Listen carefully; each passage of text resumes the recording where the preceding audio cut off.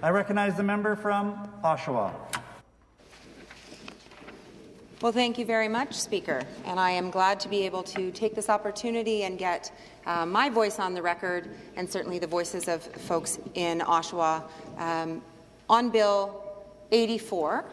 Bill 84 is affectionately titled Fewer Fees, Better Services Act by this government. It's a good title.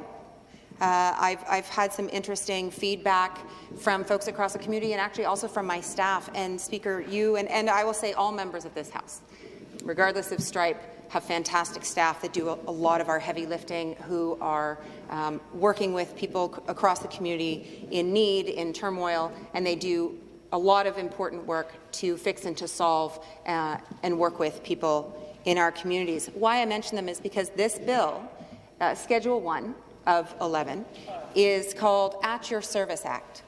And it's interesting because I connected with my staff to get their take on who should be named and shamed, or which parts of which ministries or which government programs do we have a difficult time interacting with, getting resolution for constituents with, who's the biggest challenge, right? Where are we meeting with that resistance when we're trying to represent our constituents and support them?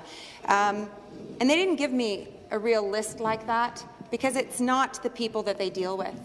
It isn't the ministry liaisons, it's not the staff, it's not the bureaucrats, it's not the folks who are running around trying to support the initiatives of the government. The problem is the government.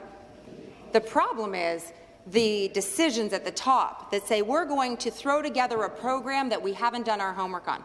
We're going to come up with an initiative and we're going to try and sell it to folks, and you folks in the back rooms try and make this happen.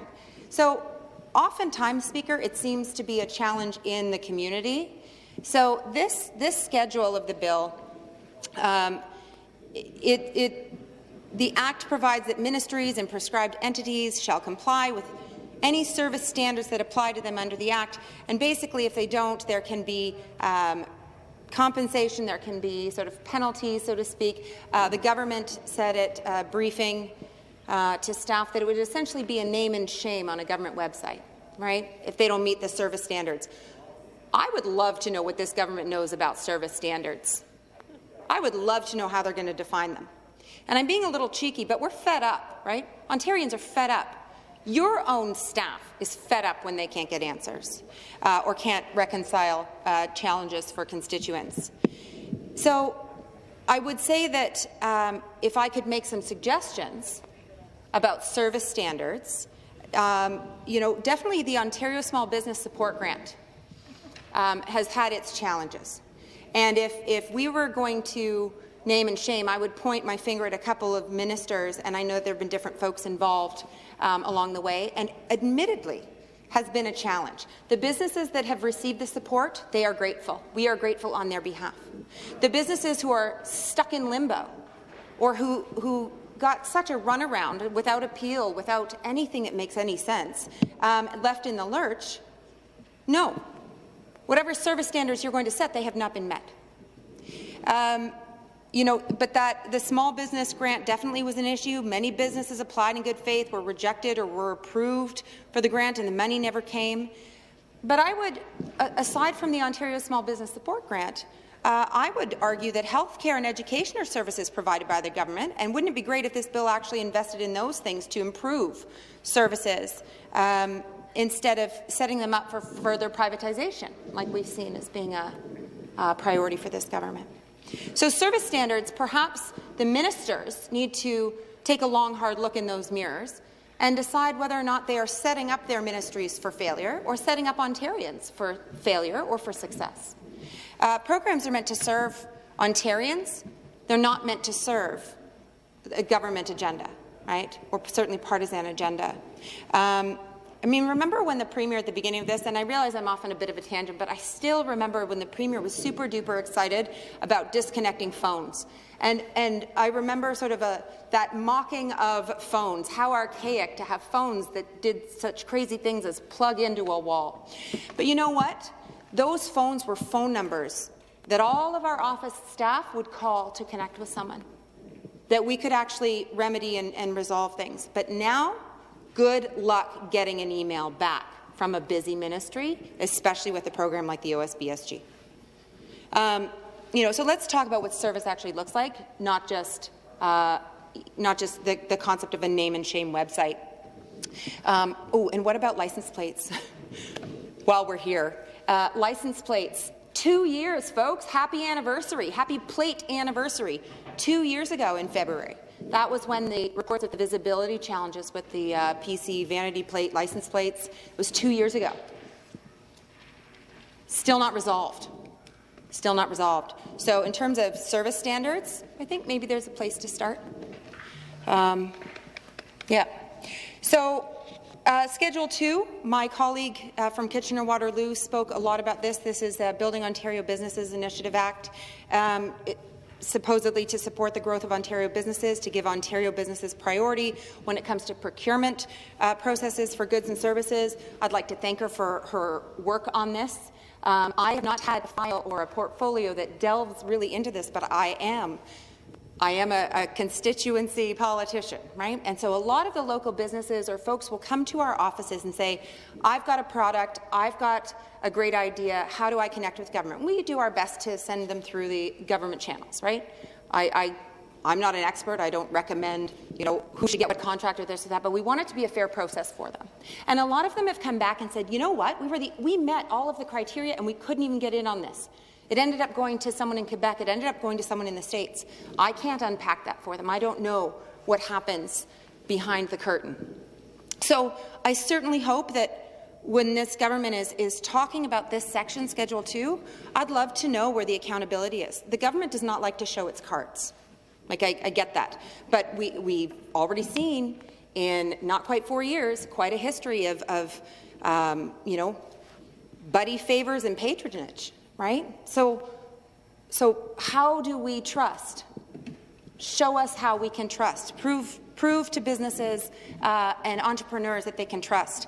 But we look at the developers, the 413, Bradford bypass, where we put golf courses. We have lots of decisions made that we don't know how. We ask, and then they yell at us and say we're being too personal. But we'd love to know how decisions are made about where the money goes, where it's spent, who gets what contracts. And according to this section, Cabinet gets to decide what businesses are Ontario businesses, how they will be given preference, which goods and services are to be affected. Is this going to be open and transparent? Well, what is that called? Cabinet confidentiality, cabinet privilege, cabinet whatever it is. So no, they don't have to tell us anything, right? And that I see as a problem. Because I will say it, I don't trust them. So I'd love for them to be more open and transparent, because, as I said, we hear from local businesses that they meet criteria to get in on a process to bid, and they are passed over. So I really do hope that this will make things better for them. Speaker, I'm going to look at Schedule 4. This is interesting, quite cynical. Again, the member from Kitchener-Waterloo already explained that this is where this, what's it called, Fiscal Sustainability, Transparency and Accountability Act, is being amended to provide that the deadline for the release of the budget for this fiscal year, or in respect of the 2022 to 2023 fiscal year, is April 30th, 2022. So I'm gonna assume that that's a platform budget, because starting the beginning of May, so again, that's April 30th, starting the beginning of May is going to be what, the writ, and then some of us will be re-elected June. So is that a platform? I mean, I remember the 2018 election and looking for the PC platform. We looked everywhere for it. We couldn't find it. So anyway, yeah, inside pizza boxes, we looked everywhere. But this is interesting, and I'm frustrated by this on behalf of Ontarians. The government set their own timelines back in 2019. Set their own timelines. Okay, and they haven't been able to stick to them. So in 2019, they changed the rules for their own game, and they were supposed to incur personal penalties if they couldn't table the budget, if the budget didn't happen within the fiscal year, so by the end of March, right? And by the way, only once with this government has that happened. It was March 24th, 2021. Only once has it happened. So the Premier and the Finance Minister were supposed to have had to pay personal fines, okay, equal to 10% of their salary. So that's about $20,000 and $15,000 respectively.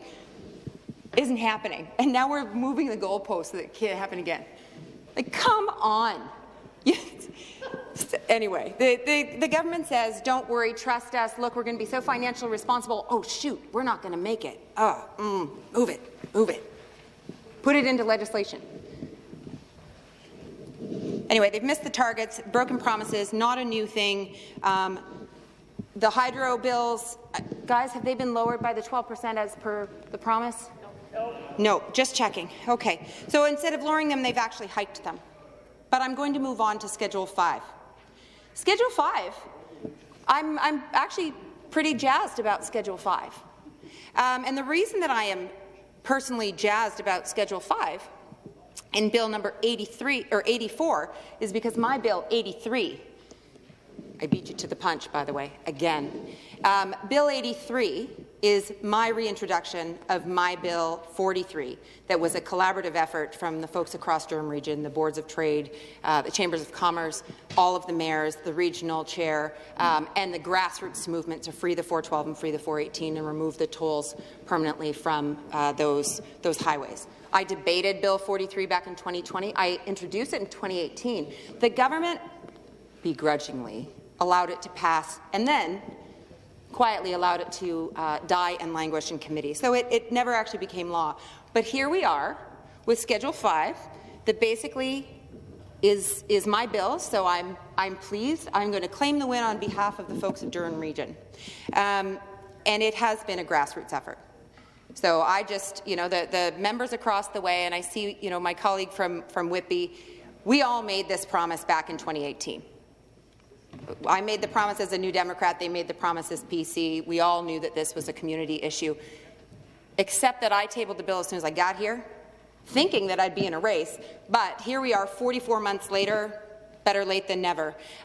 The regulation that my colleague had mentioned earlier, the regulation says that the tolls will be removed during the period from April 5th, 2022 to May 31st, 2023.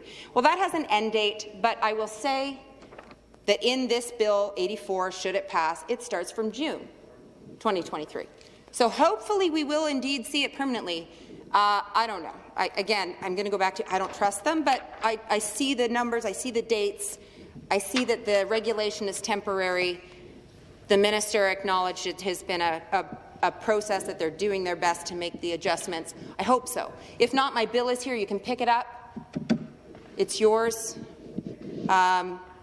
Anyway, and I don't, I don't like to be cynical, but it wasn't that long ago, it was right before the break, that I read a letter on behalf of the mayors and the regional chair calling for the tolls to be removed, and I basically was given the runaround about it wasn't feasible. But here we are.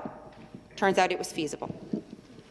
So that is a win for the people of Durham Region, and we are glad to see this moving forward. I will acknowledge, even though the minister would not, that this is a team effort, and so, the other members, I am sure, were trying to be heard and trying to make this happen.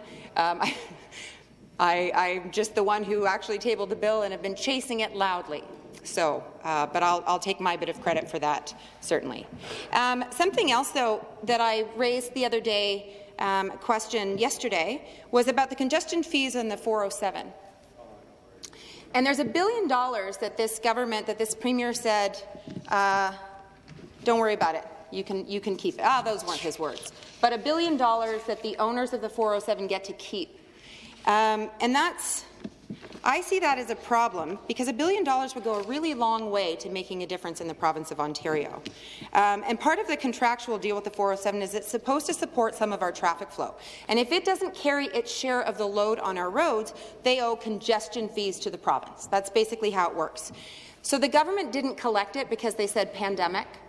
But it turns out, based on the Toronto Star FOI that came out, was it yesterday? Anyway, the last few days, that said actually turns out there was congestion. The only one that wasn't congested, you could land a plane on it, was the 407, right? But the Premier is allowing them to keep that money, which contractually and is fairly owed by the 407, and we should, we shouldn't just hand out $1 billion, give it away. but I wonder if part of it, and again with the 413, Bradford bypass, like this government has its pet projects, we get that, we see it, we know their favourites, but the 413, part of the rationale that the government gives is because of congestion. Well, if you could alleviate congestion using existing infrastructure by, by actually working within the contractual rules with the 407 and say, here's this congestion fee, they would be able to lower their tolls to a rate that actually would alleviate some of that congestion. It's that ability, right, to apply a pressure there, contractually speaking.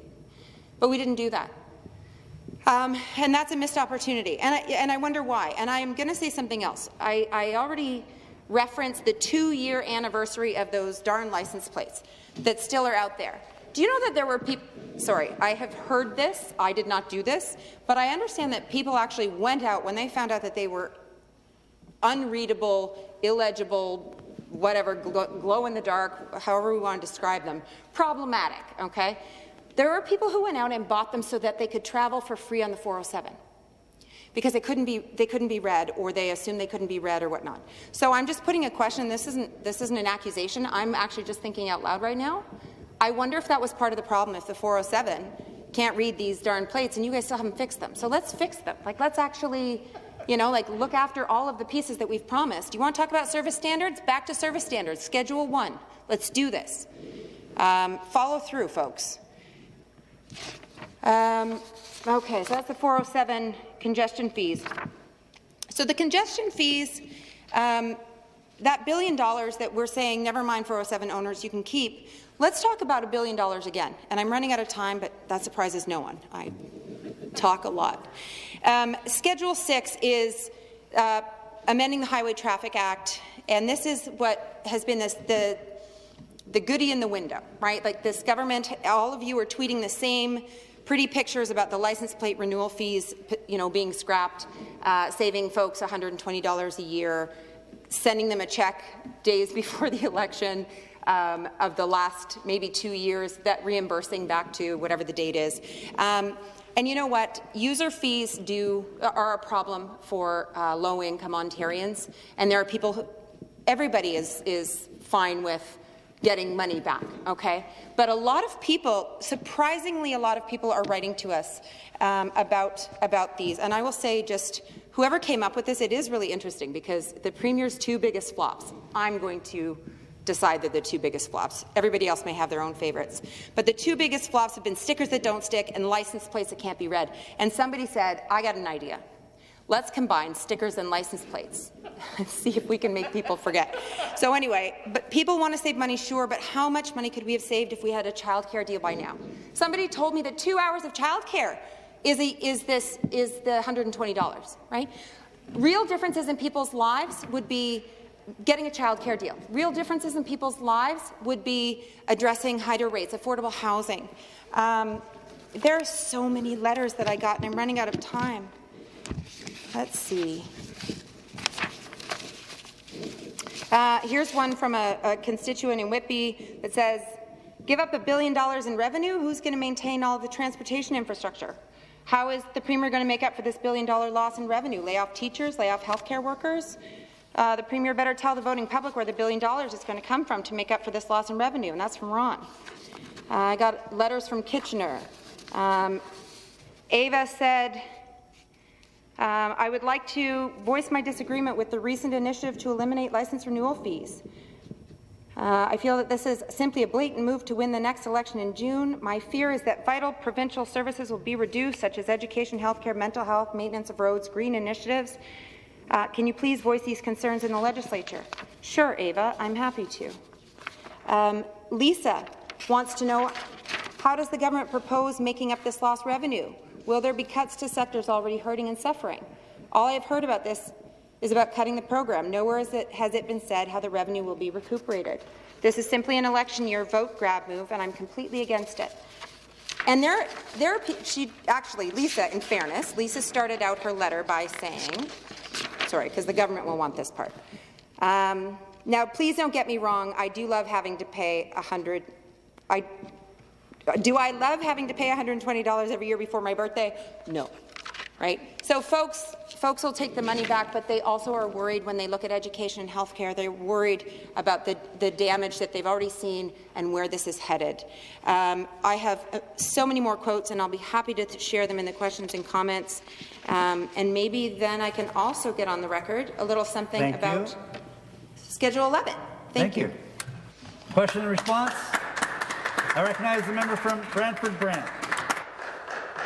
Thank you, Speaker. I appreciate the comments from the member from Oshawa, and there's a kind of a long way of saying thank you for taking off the tolls on those highways. I was wondering if she would be willing to commit to supporting this bill that she's so much in favour of. Thank you. Thank you, and I return to the member from Oshawa. I absolutely support removing the tolls from the 412 and the 418. Speaker, funny story. My very first private member's bill was actually a health and safety initiative, and it was an important thing, and it was for the miners and for firefighters whose widows were having money clawed back from them.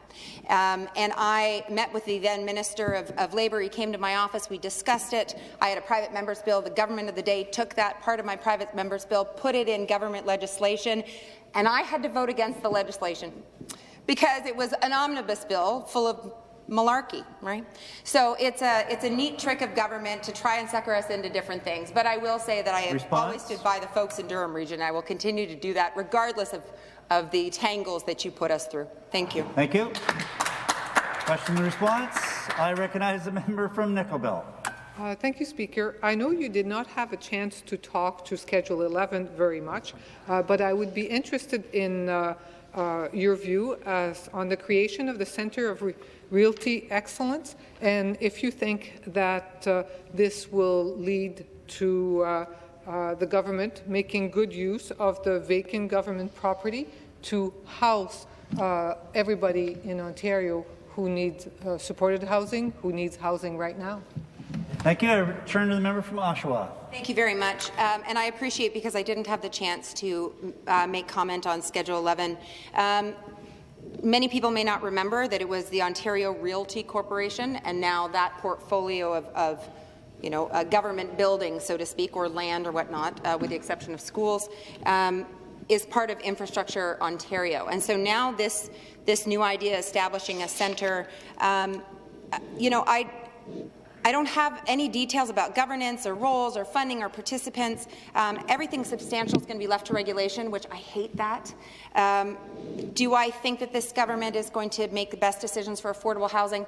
Not really. Most of their decisions have been made based on dollars and developers and whatnot, and I really do I hope that they make better use. But I also met with the Architectural Conservancy Ontario folks this morning, and they're a bit nervous that they won't have a chance to look at some of these properties. So I hope the government works with all stakeholders, not just their favourites. Thank you. Thank you. In the response, I recognize the member from Whitby. Well, thank you, Speaker. Bill 84, as you know, is the 8th red tape reduction bill, and the focus is on supporting people and businesses across the province. And since we've introduced these 8 bills, we've been able to reduce the regulatory compliance by close to 7%, and we're almost near our goal of achieving $373 million in net annual compliance costs for municipalities in the region of Durham, not-for-profits, universities and colleges that the member for Oshawa and I share in our riding, school boards and hospitals. But, Speaker, the opposition's voting record on these bills has been consistently no. Consistently no. Would the member for Oshawa break that trend, given the impacts in her riding? Again, universities, colleges, boards, nonprofits, and of course, taking the tolls off the 412 and 418. Thank you. And say yes. Thank you, and I return to the member from Oshawa. So I wholeheartedly support Schedule 5, which is my bill, basically. So that one's good. Remains to be seen about some of the others, like Schedule 7. Middle of the night last night, the member for Sudbury is reaching out to stakeholders at Laurentian University to say, did you know about this? The answer was no. Did they consult with you? The answer was no. And I say the middle of the night not because you know, like I don't know his habits, but I do know that the bill was dropped like middle of the day yesterday, a 2-hour briefing while all of us were in here debating other things. And here we are standing up next day without a chance to fully delve. So this government saying, but just support it, just support it, just support it. You don't have a chance to read it. Response? Just support it, just support it. Come on. So we're going to do our due diligence, which would be a new idea for the government. I encourage them to try it. Thank you, Speaker. I recognize the member from Thunder Bay, Atikokan. Thank you, Speaker, and thank you to the member from Oshawa for her comments. And I want to further the discussion with regards to standards, service standards, because I am appalled, frankly, by the standards that we are providing public service to our people in Ontario.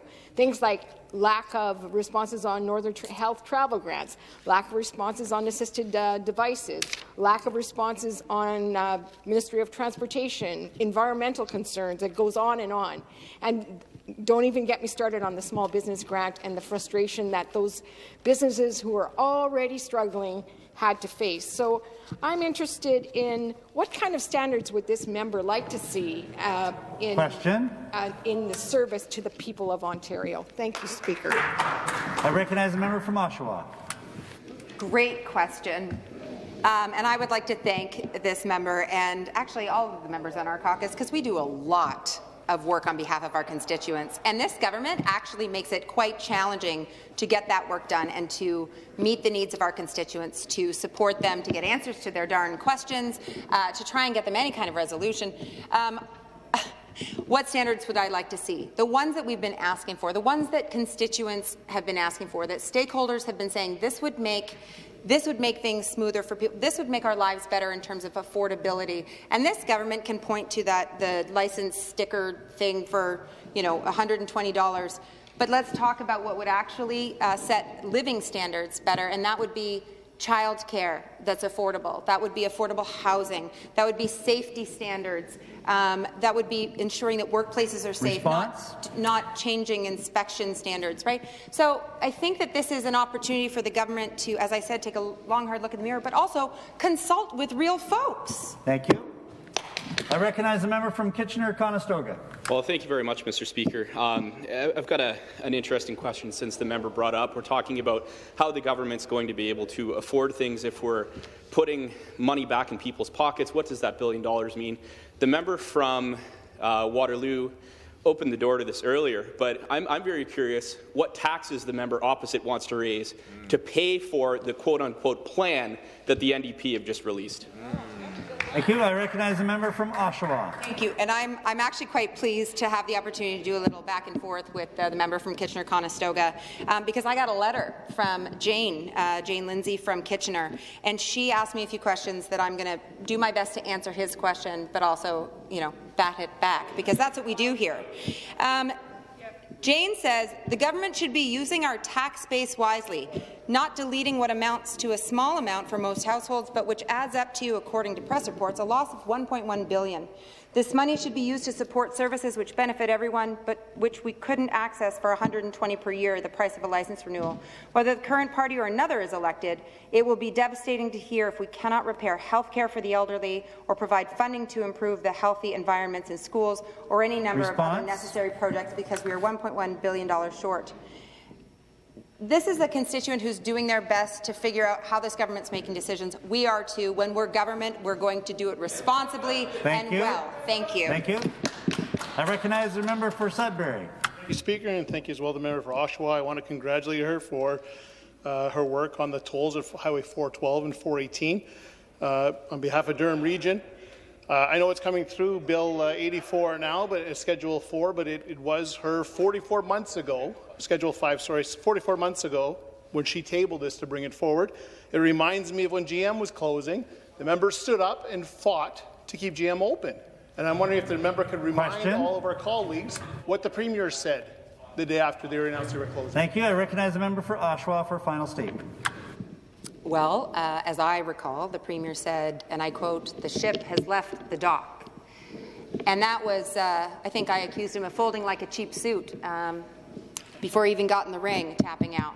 But here we are, and things, you know, the world keeps turning and things can change. And we had hope in Oshawa. We were accused of peddling false hope, but as it turns out, hope is worth something in Oshawa. Hope is worth something in Ontario. This bill talks about, you know, better services and maybe better life, but people won't be able to measure it based on just what's here. This government still has a short runway before they're out of here, but they could make some really positive changes to the people in Ontario, and I would encourage that Premier and this government to do just that. Thank you. Thank you.